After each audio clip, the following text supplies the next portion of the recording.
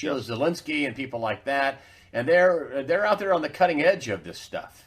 Yes, and they're not being proven right. Liz Crokin was a big time Hollywood reporter. Also worked for Bill O'Reilly. She's got good chops, good credentials. Yeah, and let me tell you something. Some of these women have more guts than some men do. I can tell you that right now, and I got the utmost respect for some of these women because, I mean, Liz Crokin has been doing this for over 20 years now, and she is on the front lines, and she has never, ever been challenged on a story. So when this lady brings you the facts on something, then you can take it to the bank. So I encourage people, if you're on Twitter, Facebook, look up Liz Crokin. Follow her, support her. She's on the tip of the spear right now, exposing this Pizzagate, Pedogate stuff, and pedophilia right now. And she's also outed some big time Hollywood directors, big time Academy Award winning stars, right? Well known people who've been in tons of movies. I mean, there's some, and it has to be exposed. Last year, my family, I talked about all the this thing, the pedophilia coming out. They're like, what? Huh? Yeah. Excuse me? What pedophilia? I said, well, you're not seeing it in the regular news and the newspaper, whatever. There's all kinds of, stuff. Evil child trafficking, sex trafficking, this human trafficking stuff. There's just all kinds of horrible things that they're. What? Excuse me. The people are totally in the dark because my family doesn't, read my website because it's but there's too much information. But you say this is coming out and it's already rolling out right now as we speak. These people are being outed already. Yes, correct. And God said this was coming a long time ago. Well, back in 2015 when I wrote both of these different prophecies, that there's going to come a time when the hammer of justice is going to fall. It's falling now. These people are going to get outed. It's going to create a void, so we have to be ready to step in. I said this about the electoral process, that if you are a Christian or you're part of the army of God, that you need to get ready because there are going to be politicians who are going to resign, which we've had the largest resignations, probably in history, if I would imagine. How many people have resigned? CEOs? Tons of people. So, I mean, this midterm election, folks, is going to be huge. This is going to be a red tsunami. Basically, the best thing, they keep talking about the blue wave. The best thing I can say is it's going to be a blue drip, like a leaky faucet. That's all they're going to get. This is going to be, I don't mean that to sound arrogant. That's just the truth. Because you've had more resignations than we've ever seen right now. Now is the time to go in and capture this ground and hold it for the kingdom of God. Because God is doing is he's turning America back to righteousness. We can talk about the Supreme Court here in a second if you want, about the same thing. Yeah, you know what I mean? So what God is doing, it's not a left or right thing. It's God is moving us towards a place of righteousness. That's what's happening right now. And so he's going to be replacing these people. So if you're called to be a judge, a senator, congressman, or council person, I don't care what level, state, local, federal levels, take your place, get ready. And by all means, and please listen to me with this, folks, if you are in the army of God and you don't vote, you need to get registered to vote. You need to get off your behind and get on the front lines right now because this is going to be one of the most important midterm elections in America's history, period, because this is going to determine the course by which how easily Donald Trump can get heaven's agenda, because everybody wants to say this is Trump's agenda. This is not Donald Trump's agenda. This is heaven's agenda. He was chosen by God to implement it, period. So this is heaven's agenda. This is what God wants to do on the earth right now. And this is not just about America, by the way. This is globally, and we're seeing that happen right now globally. Same thing going on in America is going on globally. I like to always say, the truth when you hear it. And we just got hit with some truth right there, I think. I want to talk about the Supreme Court judges. You also have a prophecy about that he's going to replace 5. Correct. And you had this before he replaced, Gorsuch. I mean, everybody's like, what? That's unheard of. A president to replace 5 Supreme Court judges? That's over half of the court. Right. But yet, you say it's going to happen, and we're already on number 2 with 3 to go. And here's what happened. And before, what was it about? It was, I guess maybe in 2000. I don't remember the dates, but it was way before Trump got elected. About 8 months before Obama got out of office. We lost Judge Scalia. Now, about 3 months prior to that, I had prophesied originally there was going to be 3 new Supreme Court justices that Donald Trump was going to bring into office. And the Lord started dealing with me on it, and he said, no, Mark, now it's going to be 5. I said, okay, Lord. So I sat back and waited like I always do. And all of a sudden, because he said one's going to die, one's going to retire, 3 will be caught in a scandal, then we'll have to be removed. I said, okay. So I started doing what I normally do, taking my notes, this, that, and the other, what the Lord was saying. 3 months later, Scalia dies.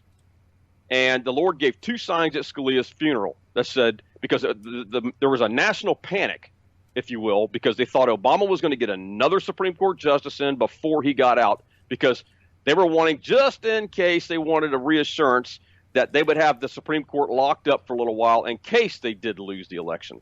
Well, that didn't go so well for them because God gave 2 signs at Scalia's funeral that said, no, that's not going to happen. And then I prophesied and wrote this prophecy, February 24th, 2016.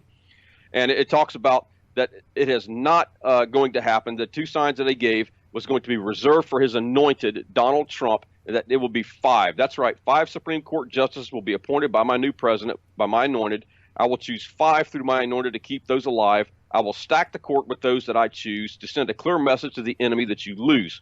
This is the miracle that I will perform so that my court will be reformed. The Spirit of God says, the cries that I've heard from the womb have reached my eyes and ears like a sonic boom. The 5 I appoint and the reform that shall take place, the great I am shall take on this case. For it is my will and my way for all those that have prayed that my court shall overturn Roe versus Wade. Now, it talks about, wow. Yeah, it goes on to talk about that God is putting together America's dream team. Now, this is not the first time God addresses America's dream team, and I think it was back in the America prophecy in 2015, again talking about before Donald Trump was elected, he's talking about what's going to happen with America, and God's putting together this dream team, so to speak. Now, there's been some ups and downs with this dream team, like anything else. I mean, you've got to find where the corruption is, and then God's cleaning it out. But, I mean, for the most part, right now, we've got a pretty good dream team in place right now as far as I'm concerned, because God's outing this and exposing all this corruption right now and is taking it down. So you think that the midterms, everybody said, some other people said it's the most important midterm ever. Usually midterms are, power changes. But you're saying this is the most powerful ever. I think this is going to be the most critical midterm in the history of America right now because, again, God has placed Donald Trump, his anointed, in office, and it's not that he's having a hard time, but it's more difficult and delays things with the corruption and the people that we have in place in there right now. These rhinos or whatever you want to call them. These guys have been there for 20 or 30 years. You need to ask yourself, why are they there for 20 or 30 years? Yeah, and come on, give a break. Yeah, follow the money. There's a reason why they're in there. They're not winning these elections. The Lord already showed me this. The elections are being stolen. That's why they're in there for 20 and 30 years. So this is why these people have to be out of here. We need a changing of the guard, so to speak. So, I mean, and that's what's going to happen. This is going to be a red tsunami nationwide, and that's when I think things have been accelerating pretty quick, Greg, if you ask me, as far as under Donald Trump and what he's had to endure. Oh, God bless him, what this man and his family has had to endure, and things have been accelerating very quickly. Wait till after the midterms when we get people in the right place. Watch what happens then. 90%. I mean, Harvard, the pinnacle of liberalism. Harvard came out in the Sorensen's School of Journalism or whatever. Harvard came out and said, 90 some odd percent. And that's including Fox. 90 some odd percent of the stories are negative on Donald Trump. Well, if you just take ABC, NBC, CBS, Washington Post, New York Times, if you just take those, okay, CNN, I think I include them, it'd be like, 98, 99%. Right. It'd be close to 100%. That's propaganda, folks. That's not objective. That's not fair. He scored a big, huge victory with the Europeans caving on the trade. I have a theory, and I want to talk about the money. You and I talk pretty often, and I enjoy it, and I like to bounce stuff off you. But I want to talk about the money because I spend a lot of time on the money. And I think Donald Trump is doing these trade deals because he's going to have to find a way to dig us out of what's coming. And the best way is to have some trade, to make stuff, to bring jobs here for America, and to have trade. And I think, and you prophesied about how America is going to become great again, and the dollar is going to become the premier currency. Can we talk a little bit about that? Because I think in order for America to really truly be great, something has to be done with this debt. And the guy that could take care of it to the best advantage of America is in the White House. Hillary Clinton would sell Alaska. She would cut off Florida. I mean, right. So let's talk about the money. We got 21 trillion in debt. You know, Mark Skidmore was on here and outed another $21 trillion of missing, quote unquote, missing money from DOD and HUD, Department of Defense and HUD. And so, what are your feelings on this huge debt in Donald Trump and how this could happen? I mean, I know the Illuminati, the deep state, they're going to take a pounding. Their money's tied up in bonds. Their money's tied up in paper they have backed with governments that they think, okay, we're set now. Right. Tell me what your thoughts are about what's going to happen to the money, what's going to happen. We're going to have some bumpy times. Well, how we get there, I don't know. I just know what the end result is, what God has said. God has said that the dollar would be the currency by which all others are judged. He said that back in 2011 on the original Commander-in-Chief prophecy about Donald Trump. Mm-hmm. And then the one I wrote in October 7th, 2015 called America, America, it gives a breakdown of how some things that God's going to do to help make America great again. And there's a spiritual component behind this whole thing, Greg. I want people to understand this because everything happens in the spiritual first. Then it manifests in the natural, period. On earth as it is in heaven. That's what that means. Okay, so we got a war going on in the heavenlies, and that's our job to handle that. It will manifest on the earth. So when I wrote this prophetic word, America, America, it talks about the seeds that America has sown. Now, has America not been at fault for some things? Sure, we've been at fault for some things, but I can name 100 other countries that are way worse than America ever thought about being, okay? So 90% of the gospel that has gone throughout the earth has come from America, period. And it was built on Christian foundation. So why has America never reaped its harvest? It's never reaped its harvest, Greg. Have you ever thought of that? The seeds that America has sown, we're sowing and reaping like the Bible talks about. Why have we never reaped our harvest? God is saying right now it is time for America to reap its harvest from all the seeds that it's sown, and it's going to be returned to America sevenfold.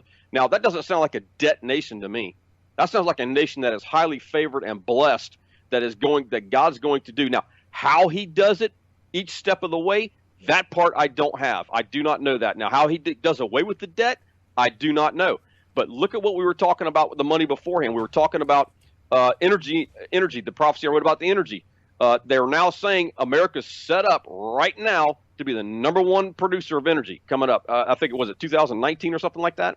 So you've got articles breaking on the energy. So you've got the energy thing. I said there was also something coming for China. Remember we were talking about Russia and China on one of your previous shows, and I said I felt like there's something coming for China because Russia's not the enemy. Russia's not the problem that we have to worry about. China is the issue you got to worry about. And I said there was issues that were fixing to come up with China that I felt like God was going to deal with. God was going to put China in their place. Now, and everybody was worried. I said it could be tariffs, it could be trade war, it could be whatever the case may be. You're seeing that playing out right now with China right now. So China's the one you got to watch right now. So, but again, how he does this every step of the way, I don't know. I just know the end result. The timing of it, I don't know that either. So just keep your faith. Just keep your faith. Keep your faith, man, because God has said we're going to reap sevenfold what we have sown. That's huge. There's no debt in that. So at some point, God's going to deal with the debt. How he does it, I don't know. He doesn't give us a blow by blow because otherwise we would need faith if he did that.